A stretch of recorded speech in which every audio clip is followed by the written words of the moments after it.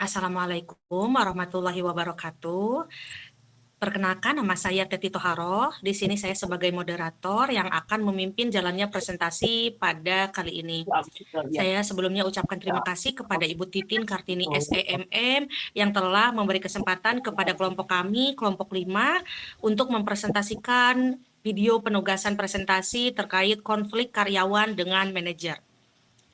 Baik, untuk selanjutnya, slide selanjutnya akan dibacakan oleh Saudari Ananda Cintami. Kepada Saudari Ananda, dipersilakan. Baik, terima kasih kepada moderator. Di sini saya akan menjelaskan latar belakang dan rumusan masalah dari makalah yang kami susun. Latar belakangnya ada yang pertama, hubungan karyawan dan manajer menentukan keberhasilan organisasi.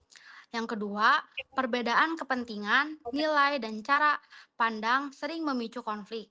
Yang ketiga, konflik vertikal antara karyawan dan manajer merupakan konflik yang sering terjadi.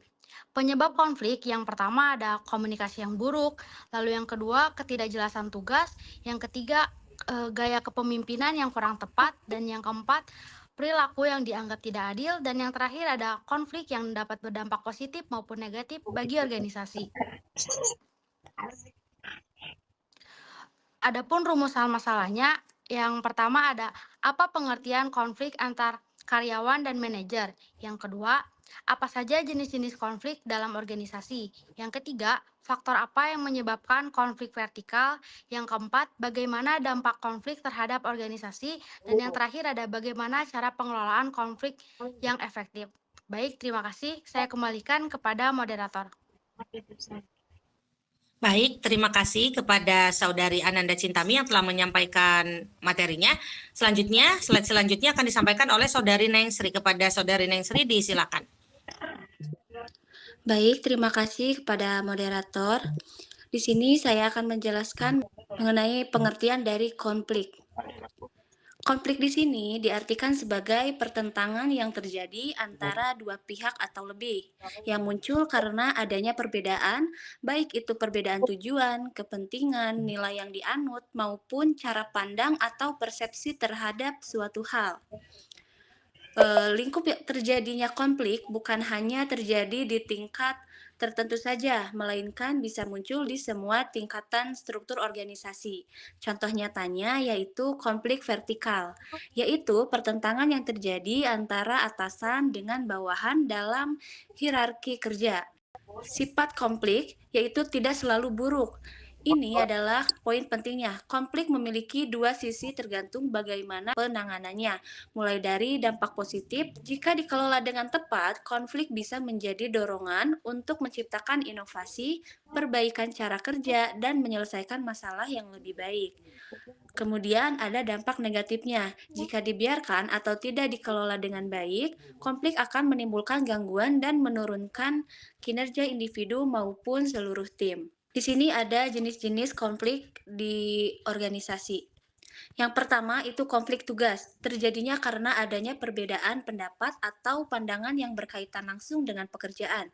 Misalnya, perbedaan cara menyelesaikan pekerjaan, standar yang dipakai, atau target yang harus dicapai.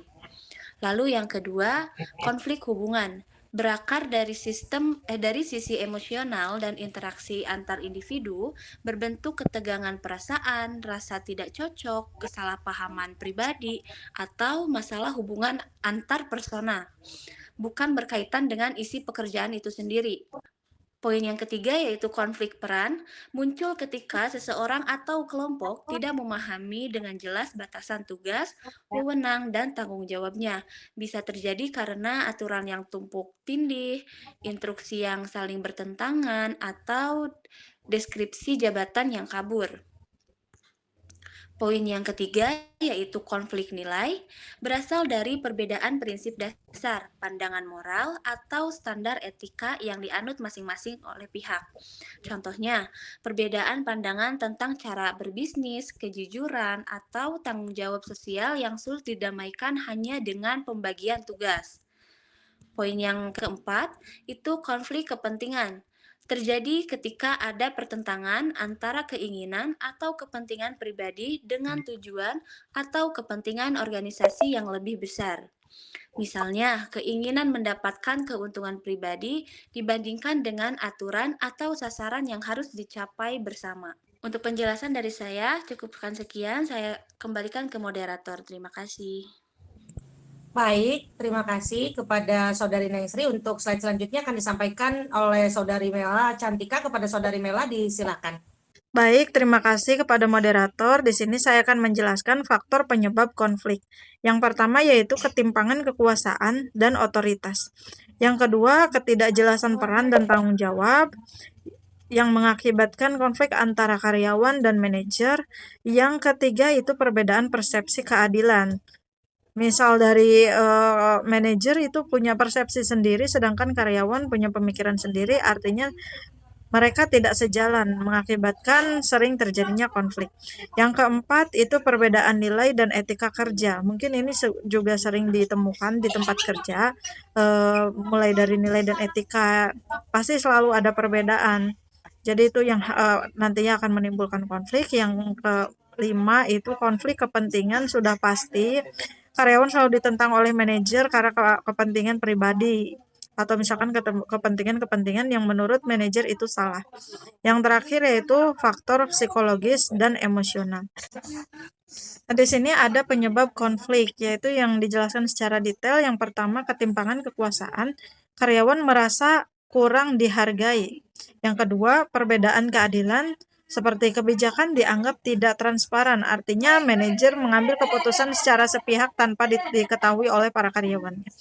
Dan memberikan kesimpulan saat istilahnya ya saat karyawannya saat manajer sudah punya keputusan sendiri, artinya mereka tidak dilibatkan. Yang ketiga itu ketidakjelasan peran, yaitu instruksi ambigu dan tidak konsisten. Yang keempat, perbedaan nilai, perbedaan budaya dan gaya kerja. Yang kelima, komunikasi buruk, menimbulkan miskomunikasi dan ketidakpercayaan. Yang terakhir yaitu konflik karyawan dan manajer. Bisa untuk jenis-jenisnya itu ada konflik tugas, konflik hubungan, konflik peran, konflik nilai, konflik kepentingan seperti yang sudah tadi dijelaskan. Konflik tugas itu meliputi antara mungkin manajer memberikan tugas yang lebih berat sedangkan karyawan tidak sanggup melakukannya, akhirnya itu menimbulkan konflik. Konflik hubungan bisa jadi karena etika atau misalkan ada perilaku dari masing-masing, entah itu karyawan atau manajer yang membuat akhirnya konflik. Terus konflik kepentingan seperti kepentingan pribadi atau misalkan kepentingan pekerjaan yang menurutnya itu berbentrok atau misalkan tidak sesuai sama yang manajer mau atau yang karyawan mau. Kelima, bentuk konflik tersebut saling berkaitan dan dapat berkembang dari satu bentuk ke bentuk lainnya. Mungkin itu saja yang bisa saya sampaikan. Saya kembalikan ke moderator. Baik, terima kasih kepada Saudari Mela yang telah menyampaikan materinya. Untuk materi selanjutnya akan disampaikan oleh Saudari Loli. Kepada Saudari Loli dipersilakan. Baik, terima kasih atas kesempatannya. Di sini saya akan menjelaskan dampak konflik. Yang pertama, dampak positif. Mendorong inovasi. Munculnya cara untuk menyelesaikan masalah. Yang kedua, munculnya ide baru. Perbedaan pendapat menghasilkan berbagai gagasan. Yang ketiga, memperbaiki sistem kerja. Tahu kelemahan dalam organisasi dapat diketahui dan diperbaiki. Adapun dampak negatifnya, yang pertama, menurunkan motivasi kerja. Semangat kerja karyawan berkurang. Yang kedua, menurunkan produktivitas. Kinerja dan hasil kerja menjadi kurang optimal. Yang ketiga, meningkatkan stres kerja, menimbulkan tekanan dan ketidaknyamanan. Dan yang keempat, menurunkan kepercayaan terhadap manajemen.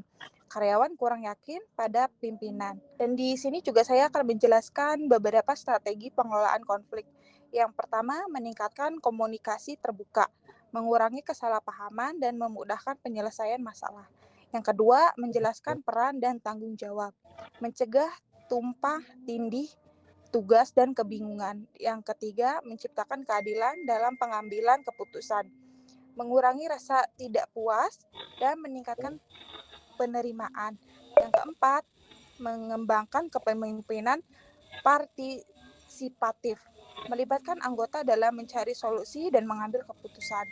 Yang kelima, menumbuhkan rasa saling menghargai dan percaya, menciptakan hubungan kerja yang harmonis. Yang keenam, menjadikan konflik sebagai sarana pembelajaran, menggunakan konflik untuk memperbaiki dan mengembangkan organisasi. Mungkin cukup sekian penjelasan dari saya kembalikan ke moderator. Baik, terima kasih kepada Saudari Loli yang telah menyampaikan materinya. Untuk materi selanjutnya yaitu kesimpulan akan disampaikan oleh saya sendiri. Yang pertama, konflik karyawan dan manajer merupakan fenomena yang wajar dalam organisasi. Yang kedua, penyebab utama dari konflik yaitu ketimpangan wewenang, ketidakjelasan peran, persepsi, ketidakadilan, perbedaan nilai, dan konflik kepentingan. Kemudian, konflik dapat berdampak positif juga negatif. Dan pengelolaan konflik yang efektif diperlukan untuk menciptakan lingkungan kerja yang produktif dan harmonis. Di sini ada sedikit penutup, konflik bukanlah sesuatu yang harus dihindari, melainkan dikelola dengan baik agar menjadi peluang untuk memperkuat hubungan kerja, meningkatkan kinerja, dan mendorong kemajuan organisasi. Baik, itu saja yang dapat kami sampaikan atau kami presentasikan dari kelompok 5. Mohon kiranya dapat dimaklumi ketika ada kesalahan-kesalahan yang kami sampaikan sebelumnya. Terima kasih. Wassalamualaikum warahmatullahi wabarakatuh.